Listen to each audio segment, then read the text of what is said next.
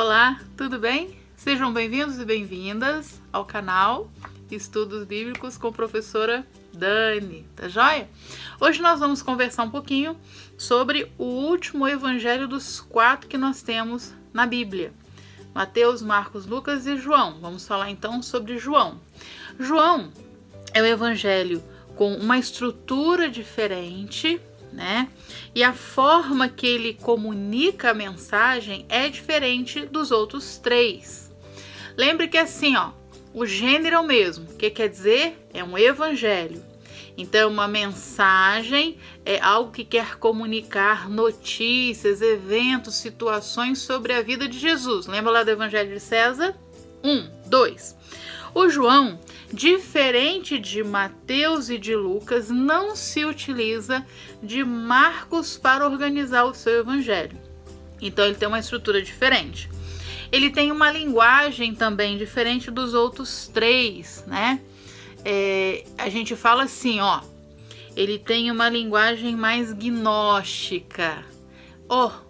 Gnóstico, que negócio é esse? Isso é de comer, isso é de beber, que trem é esse aí? Isso a gente fala um pouquinho mais pra frente, tá bom? Mas guarda isso. É uma linguagem diferente dos outros. Ele tem 21 capítulos, né? O livro do Evangelho de João. E uma coisa muito legal em João, 2 coisas na verdade, né? Tem várias, né? Evangelho, palavra, é muito legal. Mas o Evangelho de João, ele usa muito a questão da dualidade ou do dualismo. Ele trabalha muito com a questão assim, luz e trevas, bom e mal. Essa é uma linguagem muito presente em João. Tudo que acontece de dia em João é uma coisa boa. Tudo que acontece à noite é uma coisa que não é boa. Então, exemplo, quando Nicodemos vai visitar Jesus, olha lá, João capítulo 3. Nicodemos vai visitar Jesus à noite. Opa, isso já está dizendo que tem uma coisa aí que não está muito boa. Percebe? Essa brincadeira, né, o uso disso, a gente chama isso de dualismo, tá? Duas coisas que são antagônicas. Então, de dia é algo bom, à noite não é. Quando você for ler João, fique com isso na sua cabeça, que isso é muito legal a gente entender, porque são assim, como fala, metáforas, figuras que estão ali. Quem recebia essa comunicação, ou esse ensino naquela época, poxa, entendia, beleza.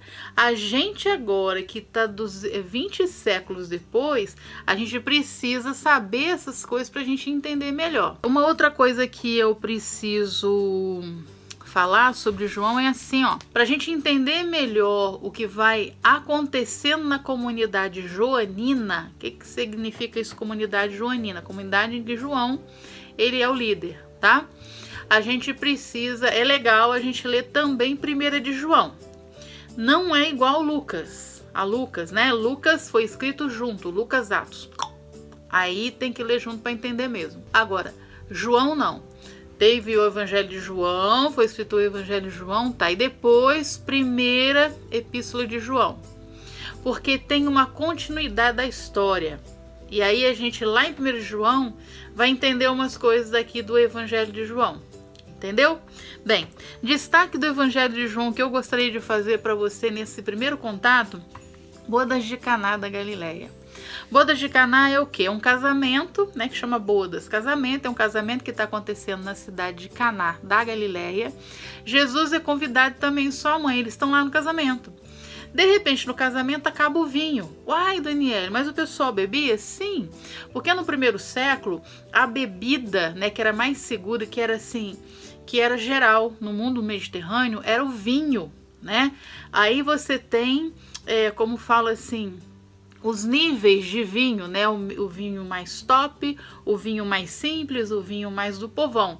E no casamento tinha o vinho, então a questão do beber, né, era comum naquela época, diferente de hoje, dependendo da igreja, dependendo da denominação que você participa, ok? Mas a gente está falando de Bíblia. Então, estão na festa, de repente acaba o vinho. E aí a mãe de Jesus fala para ele, o que acontece, né, na história? Jesus pega um montão de algas, talhas, né? E transforma a água que existia em vinho. O que Jesus faz? E o João já, de começo, já arrebenta o negócio. Quando Jesus transforma a água em vinho, ele salva o casamento, mas ele salva e já resgata esse casal que está ali, né, começando uma nova vida, da vergonha que seria para ele e para essa nova família o fato de acabar vinho em plena festa. Novamente, eu estou falando sobre honra e vergonha. Então, o fato de Jesus transformar a água em vinho, ele está resgatando a honra, porque aquela família, né, aquele casal, se, vamos supor, Jesus não tivesse ali, né, e faltou o vinho, eles seriam desonrados, eles seriam envergonhados. E a questão da vergonha ela é tão pontual nesses tempos bíblicos que a pessoa envergonhada, ela andava de cabeça baixa, ela, sabe, ela era afastada, ela não era benquista. São coisas muito fortes. E aí quando acontece esse transformar da água em vinho, dentre tantas outras coisas, né, a questão da alegria, do regozijo, que o vinho pode significar tanta coisa, eu quero trazer para você o significado de resgate da honra. Jesus resgata a honra daquele casal que já no início da sua vida conjugal já foi posta numa situação muito delicada. E eu acho muito bonito no texto bíblico que, se você prestar atenção, depois leia lá João capítulo número 2. Quase ninguém fica sabendo.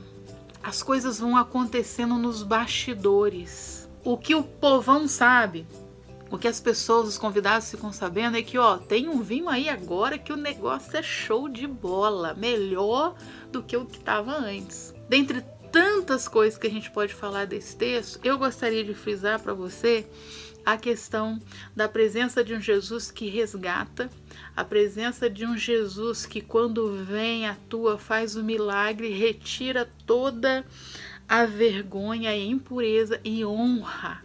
Jesus é Deus que honra sempre. E João já começa o evangelho, né, falando sobre essa verdade. Ok?